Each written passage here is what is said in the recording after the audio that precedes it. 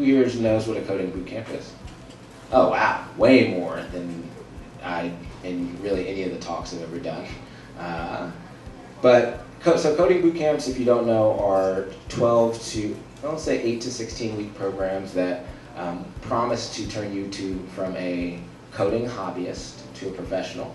And then some of them, most of them actually, have statistics about job placement afterwards. So you can kind of see it as a trade school that's really new.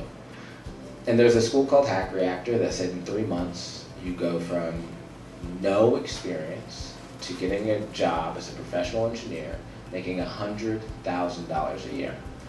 And when I saw the website, I was like, wait, I can't cuss, can I? I said, bullshit.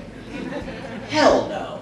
The only time I ever knew that somebody can make $100K in 3 months is when Young Jeezy said it in that one song on that one album, like he's always talking about.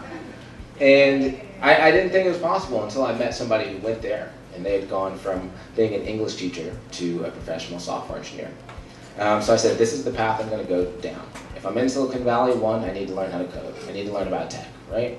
And then secondly, if I can go from having 0 earning power and no degree to 100K, not only will it make it comfortable for me to live, closer to P. Diddy status, it'll also allow me to work on my entrepreneurial goals because I'll have an income that then allows me the time to be able to build a business rather than using my own savings and my own funds to be able to do that, in the other situation I was in.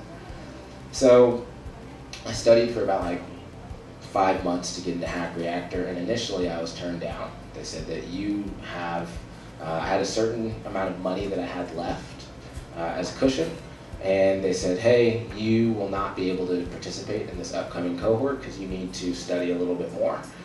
And the woman that was interviewing me, she says, hey, come back in about a month and re-interview, and I just looked at her and I was like, no. She was like, well, what do you mean no? And I was like, no, I'm not coming back in a month. I'm going to come back in a week, and I'm going to re-interview for the same cohort because I only have this much money. And I know the type of people that you need here, and I'm that type of person. So I want you to reschedule an interview for me for a week, and I promise you I will fly through it. And she's like, well, that's not really how it works. But in my mind, I said, what would a white dude do? And I said, no. You're gonna give me an interview. And she was like, okay, for sure. I can see that you have, that you are very ambitious and that you want to do this. And I'm gonna grant you another interview.